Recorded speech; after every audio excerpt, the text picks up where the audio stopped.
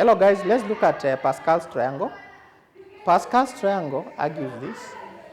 When you are given a plus b power 0, you will notice that when you solve this, what you get is actually 1. What you get is actually 1. The reason is because any number raised to power 0, you get 1. Even if you have 1,000 raised to power 0, the answer is still 1. Even if you are 500 raised to power 0, the answer is still 1. So that is the first rule of Pascal's triangle. Then we have a plus b power 1. What it says is that the answer you get, which is actually a plus b, the b here, the coefficient of b is 1, the coefficient of a is 1, coefficient of b is 1. So this becomes 1, 1. That becomes 1, 1. When you get a plus b squared, what you'll actually get, you realize that when you solve this, a plus b squared, when you solve this, this becomes a.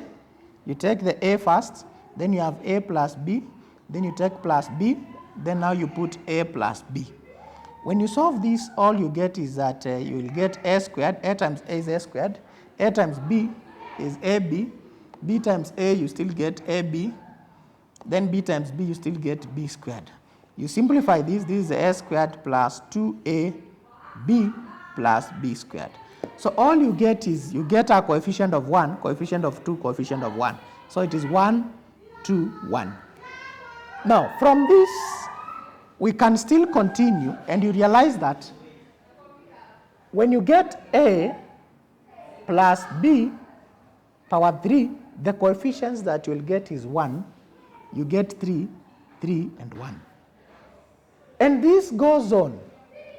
And then we have now Pascal's triangle that helps us to always guess the coefficients that we get. And for this triangle, it also says that if you have a plus b power 4, to get the coefficients, you take this, you start with 1. This 1 plus 3 is 4. 3 plus 3 is 6.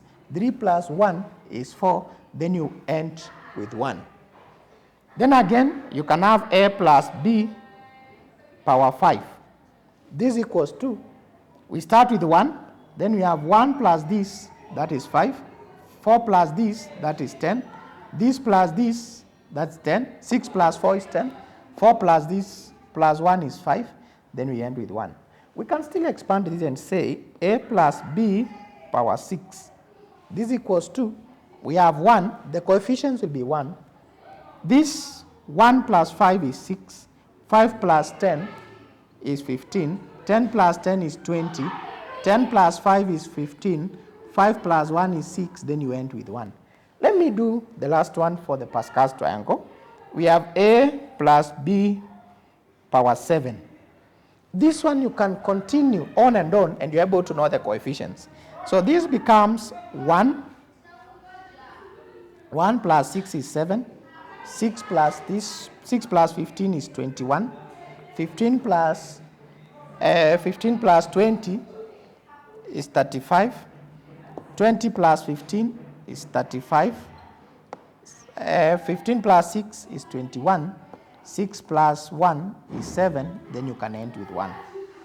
If you look at this triangle, if you look at this, they form a kind of a pyramid. This forms a pyramid like this, which can be broken into 2.